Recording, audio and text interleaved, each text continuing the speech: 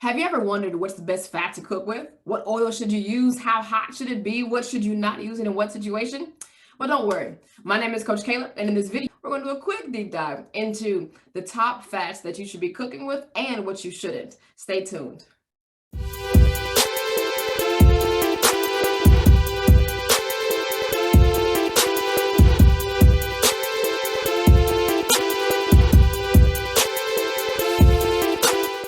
So today I really wanted to talk about the healthy oils and healthy fats. We have so many issues understanding what we should eat, how we should eat it, when and in what concentration.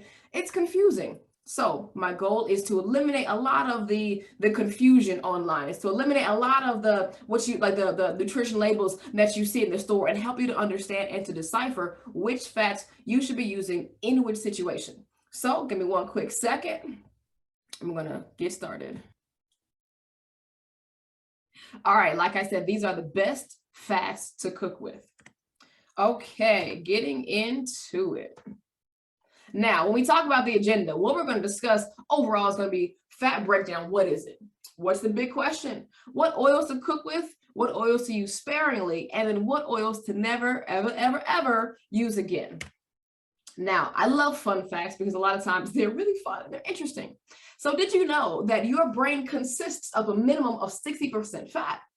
So what does that do for us? If our brain, the most important thing in our body, brain, heart, organs, right? Most important thing in our body, if they are more than half of fat, right? More than 50% fat, do you think that we should really be on a low fat diet?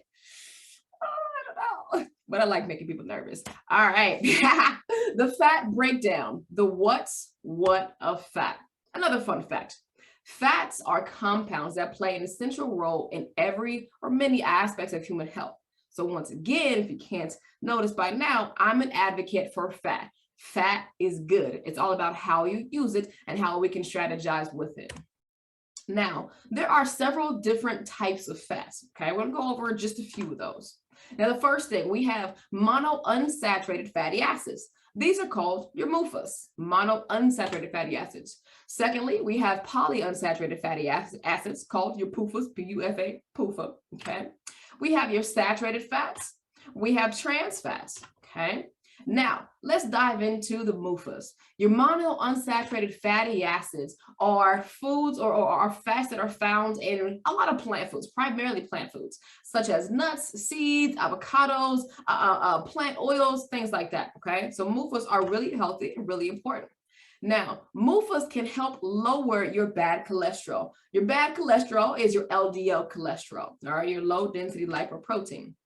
Now, MUFAs also can help you to develop and maintain your cells. All right. Again, here's a fat plug. Did you know that every cell in your body is encased in a lipid bilayer? A bilayer meaning an encasing of actual fat. Once again, I want to knock it out the park with you and help you understand that fat is not bad. It's the type of fat and it's how you use it. Now, another point on MUFAs is that MUFAs can also help you with weight loss. They can reduce your risk of heart disease and they can help you to decrease your total body inflammation. Did you know that majority of diseases start with inflammation? Another fun fact. MUFAs, once again, can help reduce your risk of certain cancers.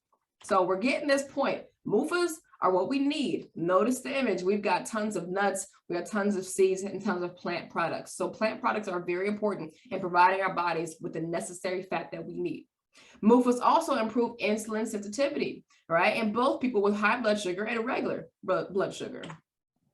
Let's move on to PUFAs. Polyunsaturated fatty acids. Now, PUFAs are found in both plant and animal fats, right? Plant and animal sources, such as salmon, vegetable oils, not veggie oil or vegetable oil, right? But oils actually made from vegetables like olive oil, okay? And they're also found in some nuts and seeds. Another point about PUFAs is that PUFAs can help lower your LDL, just like your MUFAs. Now, PUFAs have two main categories. I'll make it simple, but they have two main categories. Your PUFAs have omega-3s, which I know you've heard of, and omega-6s. Both omega-3 and 6s are essential fatty acids that your body needs to help improve brain function or increase brain function and also overall cell growth. Fun fact, Consuming high cholesterol foods does not raise your cholesterol levels. The more you eat, the less your body naturally makes, which balances out the ratio. So cholesterol is not essential because your body does produce it within itself, number one. Number two, if you consume cholesterol, your body will regulate itself. A healthy body will regulate itself so that you will not have high cholesterol. So those of you struggling with high cholesterol, that is an indication that overall health is waning, and we need to get our body under control. Because again, if your body is operating the way it should, your cholesterol levels will balance itself out. So it's not about eating cholesterol. It's about, hey, let's fix the actual root of the problem, which is overall nutrition, not just consuming that cholesterol itself. All right, PUFAs again. Now we're going to focus on the omega-3 concept or aspect of PUFAs. Omega-3s are essential. Essential means that your body cannot create it on its own. It can't produce it. It cannot birth it within itself. All right, so omega-3s are essential. You have alpha-linolenic and you have alpha-linoleic acids. All right, so your ALA provides the building blocks for EPA and DHA. What do you need to know? You just need to know that those are important for your body. They're health providing, health producing, health increasing substances for your body. Now, the support of many body systems, right, is done through omega-3s. So body systems, energy production, and it can also reduce the risk of several chronic diseases because omega-3s are also anti-inflammatory. Omega-3s are anti-inflammatory, all right? EPA and DHA are kind of precursors to omega-3, which are great. Now, here's another cool thing. Proper function of our nervous system, including our brain health, depends on the presence of DHA. So when we have issues and diseases like Alzheimer's, we have issues and diseases like Parkinson's, or issues and diseases like attention hyperactive disorder, right? ADD, ADHD. Increasing omega-3s in persons with those issues, it can help to alleviate those diseases and fix those issues. Yes. Increasing your omega-3s can help to cure, if not at least slow down the heighten of it, of your ADD and your ADHD. Another cool thing is drops in DHA levels, right, are known to be associated with cognitive impairment and or neurological decline. Essentially, if your children do not have high levels or at least adequate levels of DHA, they will mentally decline, neurologically decline. So once again, we need to be feeding our children more omega-3 rich foods, which again come from nuts and seeds and plant products and salmon and fatty fish. We need those in our nutrition minimally once a day, minimally once a day. Now, let's get into PUFAs. PUFAs is a little bit of a different story. So PUFAs are still essential. Our body cannot create them, and our body needs to grab them from our environment. PUFAs, on the other end, are pro-inflammatory. All right. Pro-inflammatory means that they produce or they are in support of inflammation. Now, all inflammation isn't bad. All right. When your kid falls down, they have a boo-boo, their body needs to increase the amount of inflammation, which is your white blood cells, your healing blood cells, right, that go to the area and start to fight off disease, start to fight off an infection. That is the point of inflammation. But too much of anything can kill you. Too much of anything can cause issues. So when we have omega-6s out of balance with omega-3s, our body is in a state of pro-inflammation. Okay, that becomes a huge problem. Now, PUFAs also, particularly omega-6s, they help with the overall function of your cells, of course, because it's necessary. Here's what we said before. Too many or too much omega-6 fatty acids can change the way that your cells actually react. Now, too many omega-6 fatty acids can have a harmful effect on your blood vessels, a harmful effect on your heart, inflammation. Too much inflammation can cause serious issues. Now, PUFAs, particularly omega-6s, are found in vegetable oils. Not, again, this is the issue with the nomenclature of vegetable oils. You think it's healthy because it has the word vegetable in it. It's not about the word, it's about how that product is created. All right. So omega-6s can be found in Crisco. Omega-6s can be found in vegetable oil. Omega-6s can be found in margarine. All right. Found in vegetable oils, including corn oil, primrose seed, safflower, and soybean oil. And again, the other substances I just listed. Cool fun fact. The nervous system deficiencies of DHA, again, a substance within omega-3s, have been associated with problems including neurodegenerative diseases like Parkinson's, cognitive problems, and reasoning ability in children, and also the severity of multiple sclerosis. Do you get the point? One, we need fat. Two, omega-3s, we really, really need it, particularly in our children and particularly in our elders. My favorites, saturated fatty acids. Now, if you know this, saturated fatty acids are considered to be solid at room temperature. That's an easy way to identify what is saturated versus what is non-saturated, okay? Now, this is a beautiful picture of an amazing looking ribeye, and it just looks so juicy and great. Now, our American society would have us believe that that's not healthy, that that's not good, that it's going to block and clog our arteries. It doesn't work that way at all, not even close. Now, saturated, and MUFAs, right, monounsaturated, PUFAs, polyunsaturated. Saturated just refers to the nomenclature of the chemical bonds, all right? It's simply saying that there are hydrogen atoms, right, surrounding each carbon atom. That's what it states, okay? That's why it's saturated with hydrogen atoms. Now, there are three main types of saturated fatty acids. The first type are short-chain fatty acids. Short-chain fatty acids, get this, are produced when the friendly gut or the good gut, the positive gut bacteria, all right, ferment fiber in your colon.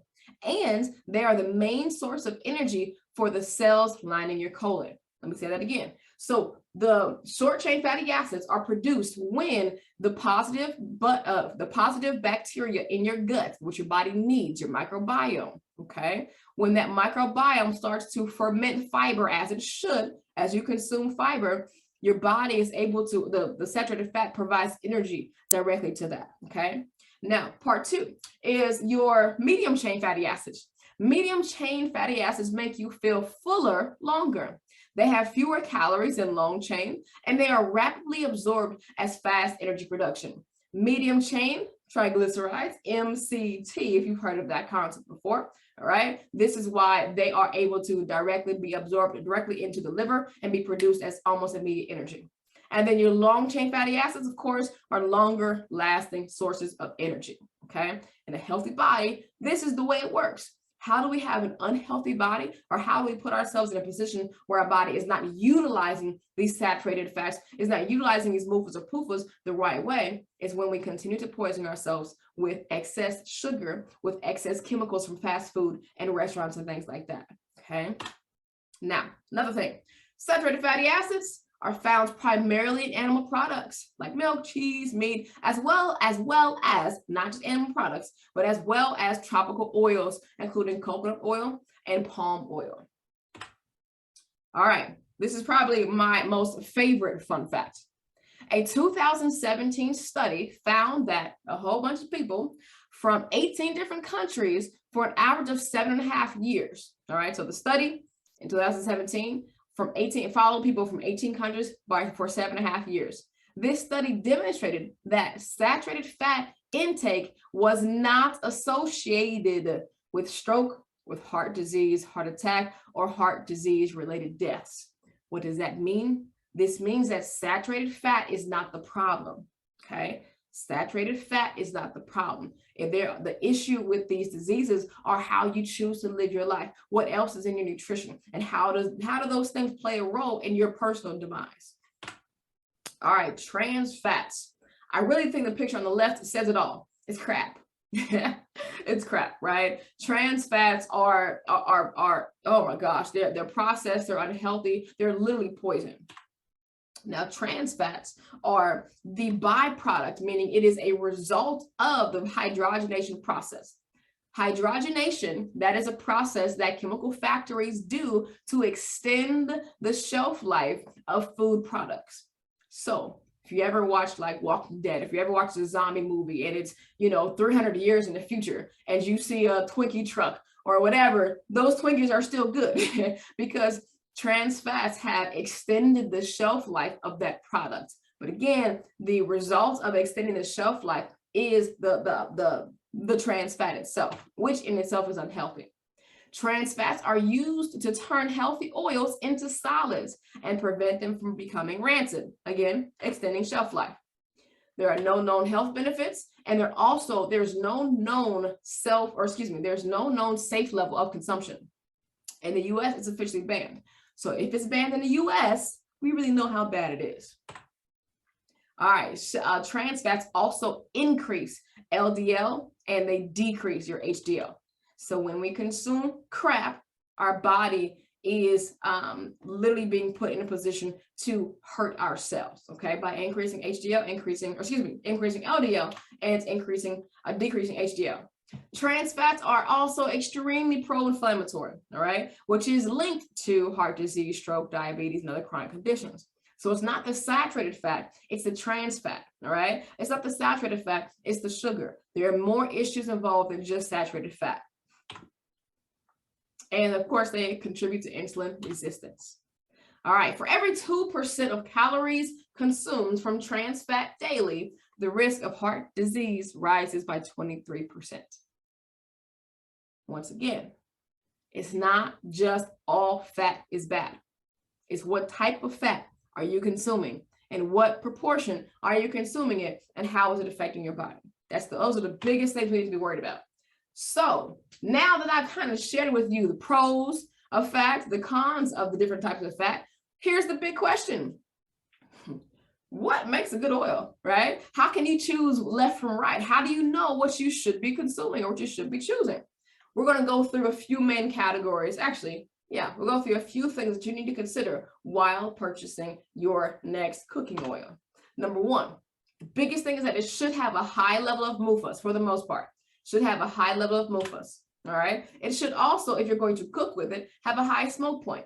So let's put ourselves in the kitchen. Let's put some oil in the pan. Doesn't matter what type, all right? You ever notice the pan start to smoke after a while? It's not the pan smoking, it's the oil smoking itself.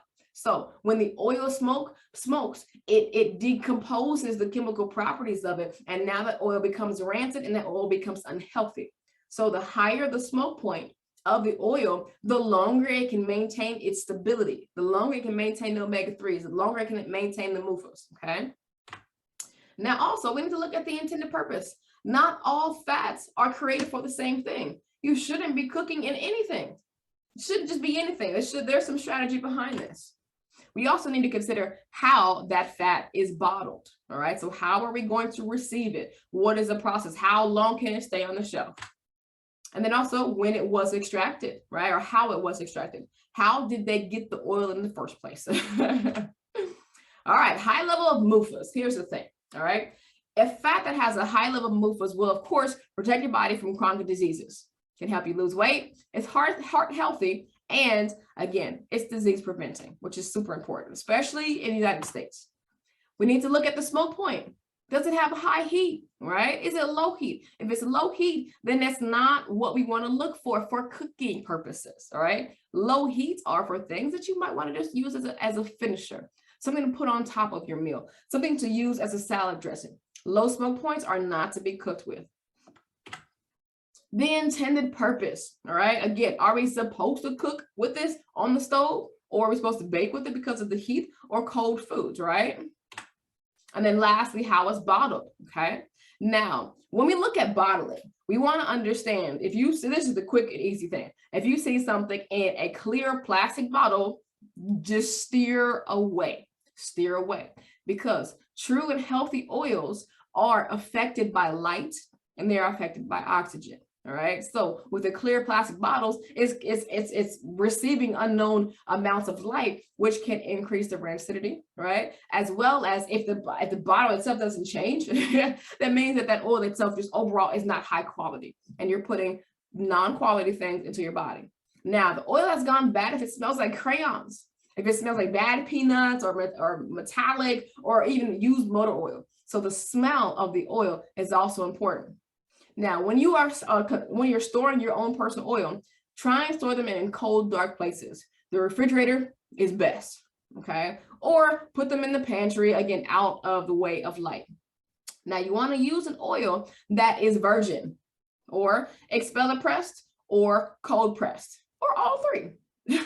So virgin oils, expeller pressed oils, or cold pressed oils, they can be used for those are processes of how the oil was consumed or how the oil was taken out from the actual plant matter itself. Okay, those are the healthiest ways, because when we use heat to get the oil from the olive, now we are degrading the integrity of the health of that oil itself. And now it's becoming more and more rancid, and we're consuming bad oil. And that's why our inflammation goes up, so on and so forth. It's a whole thing.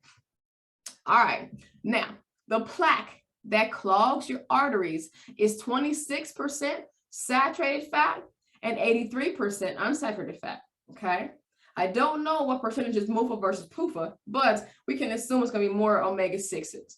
So about 26% saturated in your plaque, that's called in your arteries, it's causing plaque and heart disease and heart attack, atherosclerosis. And then again, 83% unsaturated, or pretty much, are going to be your omega-6s. All right, now we know how to choose oils. Let's dive in really quickly to the best oils to cook with. Number one, avocado oil. Avocado oil is super huge because of the smoke point. You notice right here, right? This smoke point is 520 degrees. So if you're doing a flambe, if you're doing a hot stir fry, if you're on the grill at super high temps, avocado oil is going to be the best thing to actually cook with. Okay, it's got 70% of mono, so your MUFAs. All right, it's got a high level of omega-9s. It's got 10% of your PUFAs and 20% saturated fatty acids. Avocado oil reduces cholesterol, and it can improve heart health. Again, it's got high antioxidants that can benefit your eyes, and it can reduce the risk of cataracts, right, and other eye issues.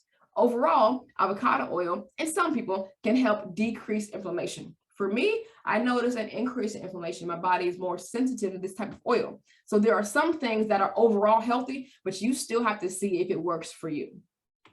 Next up is virgin coconut oil. Now, the first thing I'll always highlight is the smoke point. Typically, your saturated fats do not have a high smoke point. So virgin coconut oil is only 350. So you want to bake at it or do a slow sear, right, or a slow saute with it, or less, okay? 6% MUFAs, 2% basically PUFAs, and 92% saturated fat, okay? Now, virgin coconut oil is a saturated fat, but it's from coconut. It's plant, 100% plant. Now, it's rich in a particular fat called lauric acid, which can improve cholesterol, and it can help kill bacteria and other pathogens. Coconut oil is healthy, especially doing like oil pulls for your mouth, things like that. Use it for your hair, use it for your skin, overall healthy. What I believe is what you can use on the inside, on the outside, you should be able to use on the inside as well. Coconut oil is antimicrobial, antibacterial, antifungal, and antiviral. Coconut oil is neuroprotective, protects your cells. Use coconut oil. Extra virgin olive oil, called Evo. Now, the smoke point, a little bit higher than coconut oil. It's 375, all right? That's a huge thing. Your MUFAs, 70%. Your PUFAs, about 10%. And your saturated fat, about 14% in olive oil. Smoke point is high, so we have some really great and healthy levels of all of these, as well as a smoke point.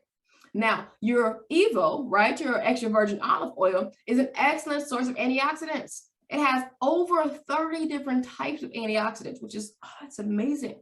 It can decrease the risk of heart disease. It can protect against stroke. It can decrease the risk of diabetes. It can improve bone health, and also may protect against cancer.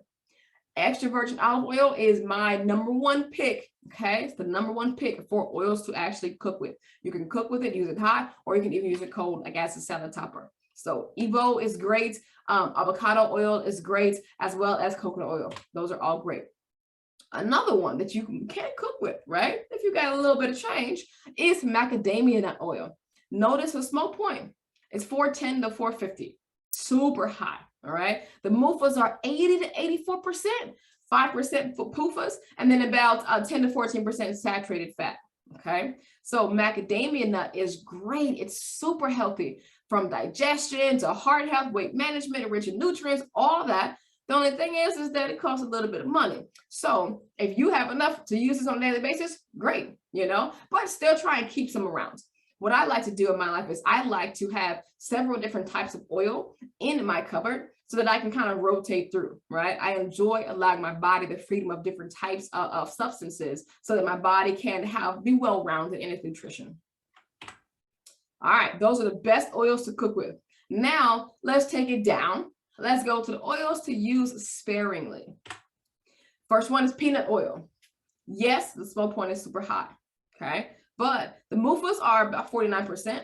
The PUFAs are 33%. Now, those PUFAs are primarily omega-6s, which are pro-inflammatory. It's got 18% saturated fatty acids, excuse me. It's a good source of vitamin E, but again, the issue is that it is fairly high in omega-6s. It is prone to oxidation. That means it can cause issues within your body. So, have you ever gone to a restaurant that uses peanut oils to cook with, and you may have come away with joints aching? You didn't know, you thought it was your workout. You didn't know, you thought it was the weather. You didn't know, you thought it was something else. It may have not been the workout. It may have not been the weather. Your issue in your body may have been from that peanut oil that restaurant used to cook in. Be careful with the peanut oil. Walnut oil is another good oil, all right? So why should I say use it sparingly? 1, smoke point is 320. 2, the PUFAs are 72%, all right?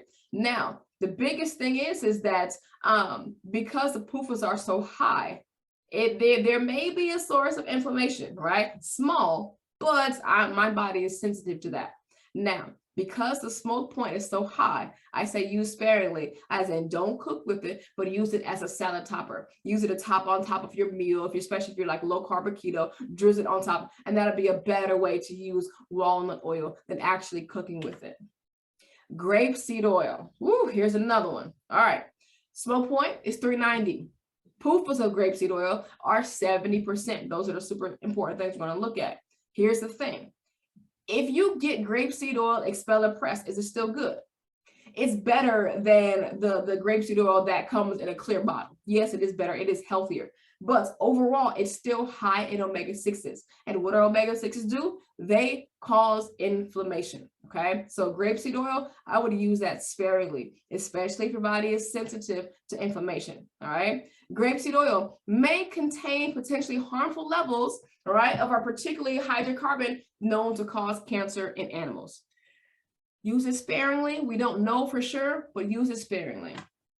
Another thing to use sparingly. Oh, excuse me. Going on. Never use these again. Never, ever, ever, ever, ever, as much as possible, use these again.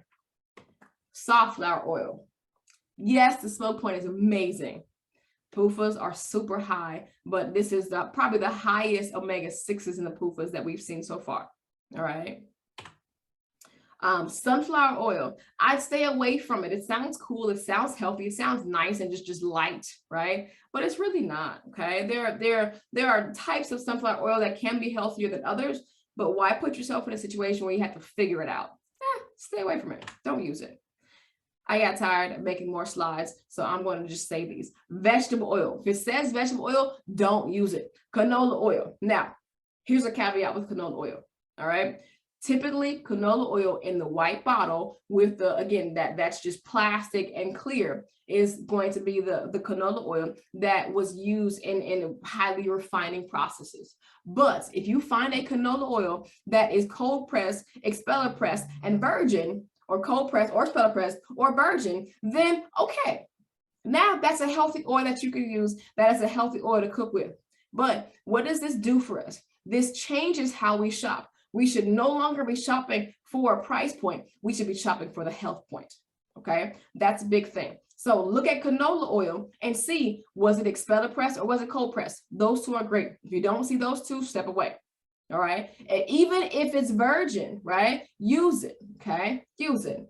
So regular canola oil, vegetable oils, margarine, Crisco, shortening, corn oil, cottonseed oil, rapeseed oil, rice bran oil, don't do it. It's not worth saving $1 or $2 at the store right now when you have to spend $100,000 for a heart attack later. Okay?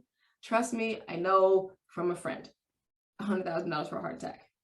So if you're willing to risk $100,000 for a heart attack to save a few bucks in the store, we need to look at our priorities. But I wouldn't do it. Now, here are just some cool little charts that I like to put up because I like people that are visual. This can help, right? Green is polyunsaturated. Red, or that whatever color, fuchsia, is mono, and then your blue is going to be your saturated. All right, so your highest saturated are your coconut, palm kernel oil, right, and your red palm oil, things like that. Those are super high. Your highest polyunsaturated are soft flower oil. Okay, that's super high. We've got flaxseed oil, super high in your PUFAs. Okay, and sunflower oil. Okay, so yeah, fun chart. I like this one as well. It just makes it easy to see. Avocado is super high in your MUFAs. Your olive, super, super high. Olive oil is the highest monounsaturated fatty acids that we can see today. All right, super healthy. The higher the MUFA overall, the easier to accept the health. Okay, easier for your body to accept that. Now notice again, like I said, canola oil, when it is virgin, when it is expeller pressed, or when it is a cold pressed, canola oil is a healthy oil. All right, it is a healthy oil. PUFAs, super high in PUFAs, grapeseed, vegetable oil, sunflower oil. Okay, sesame oil as well. All right, so just use, especially sesame, use it sparingly. Okay, saturated, of course, coconut oil is going to be the top dog right there from the plant sources. Well, all right, guys, I hope this was super helpful for you. Okay, now the whole entire goal was to help you understand what fats to use. All right, so you want to make sure use extra virgin olive oil, use avocado oil, use coconut oil. All right, those are the big 3 oils to use. Now there are other oils that you can use as well. You can use walnut oil. Walnut oil is super healthy, a little pricey, but it's super healthy. And if you absolutely have to, then use canola oil. But if you're going to use canola oil, make sure, or all of these really, make sure it's expeller pressed, it's cold pressed, or it's virgin.